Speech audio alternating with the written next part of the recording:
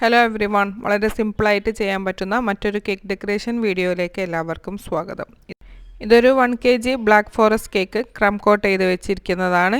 നമ്മൾ final coating ചെയ്യാൻ വേണ്ടി പൈപ്പിംഗ് ബാഗിലേക്ക് ഇതേപോലെ വിപ്പിംഗ് ക്രീം ആക്കി കൊടുത്ത് ഇതേപോലെ ഒന്ന് ചുറ്റിച്ചു കൊടുത്താൽ എല്ലാ സൈഡിലും ഈക്വൽ എമൗണ്ടിൽ വിപ്പിംഗ് ക്രീം എത്തുകയും നമുക്ക് വേഗം പെട്ടെന്ന് തന്നെ നല്ലൊരു ഷാർപ്പ് എഡ്ജിലുള്ള ഫൈനൽ കോട്ടിംഗ് ചെയ്യാനായിട്ട് നമുക്ക് ഇങ്ങനെ ചെയ്തെടുക്കുമ്പോൾ സഹായിക്കും.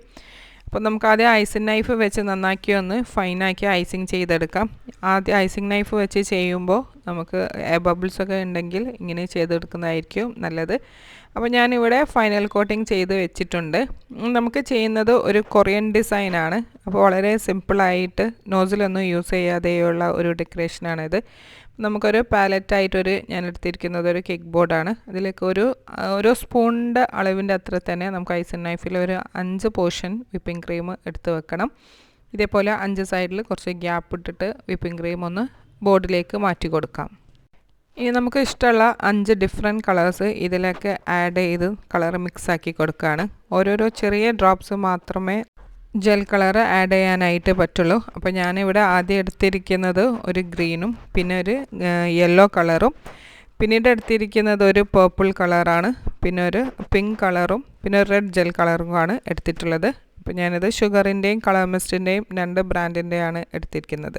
അപ്പോൾ നമുക്ക് ഇതൊക്കെ ഒന്ന് ഐസിങ് നൈഫ് യൂസ് ചെയ്തിട്ട് തന്നെ ഒന്ന് സെപ്പറേറ്റ് ആയിട്ട് തന്നെ ഒന്ന് മിക്സ് ചെയ്തെടുക്കാം. അപ്പോൾ ഓരോ പ്രാവശ്യം മിക്സ് ചെയ്യുമ്പോഴും നമ്മുടെ ഐസിങ് നൈഫ് ഒന്ന് ക്ലീൻ ആക്കി വെക്കണം, അല്ലെങ്കിൽ നമ്മുടെ അതിലെ കളർ ഇങ്ങനെ ഒരുമിച്ച് മിക്സായി പോകും. അപ്പോൾ സെപ്പറേറ്റ് ആയിട്ട് നമുക്ക് ഇങ്ങനെ മിക്സ് ചെയ്തെടുക്കാം.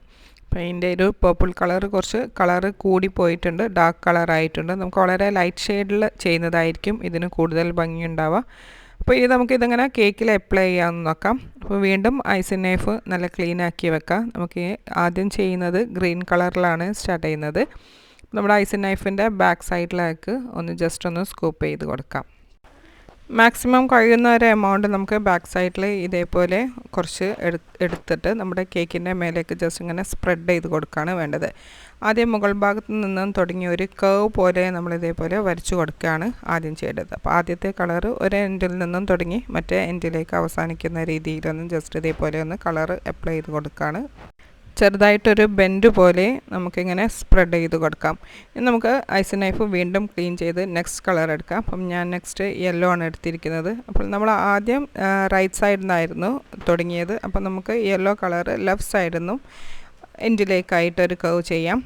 പിന്നീട് പേർപ്പിൾ കളർ എടുക്കുന്നുണ്ട്, അതും ഗ്രീൻ കളർ പോലെ ഗ്രീൻ കളറിൻ്റെ ആ ഒരു സൈഡിലേക്ക് ചെയ്യാം.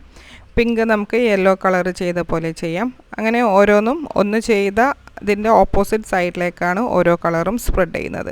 അപ്പം ജസ്റ്റ് ഇതേപോലെ ഒരു റെയിൻബോ പോലെ ഇങ്ങനെ ഒരു ബെൻഡുള്ള കളേഴ്സാണ് കിട്ടിയിരിക്കുന്നത്. അപ്പം ഞാനിത് ഫോണ്ടൻ ലെറ്റേഴ്സ് വെച്ചിട്ടാണ് നമ്മുടെ കേക്കിലെ പേര് എഴുതാനായിട്ട് എടുത്തിരിക്കുന്നത്. ഇപ്പോൾ സ്മോൾ ലെറ്റേഴ്സിൻ്റെ ഹാപ്പി ബർത്ത്ഡേ എന്നുള്ളതും കുട്ടിയുടെ പേരും ചെറിയ വൈറ്റ് കളറിൽ തന്നെ ഒരു ലെറ്റർ കട്ടേഴ്സ് യൂസ് ചെയ്തിട്ടാണ് വെച്ചിട്ടുള്ളത്.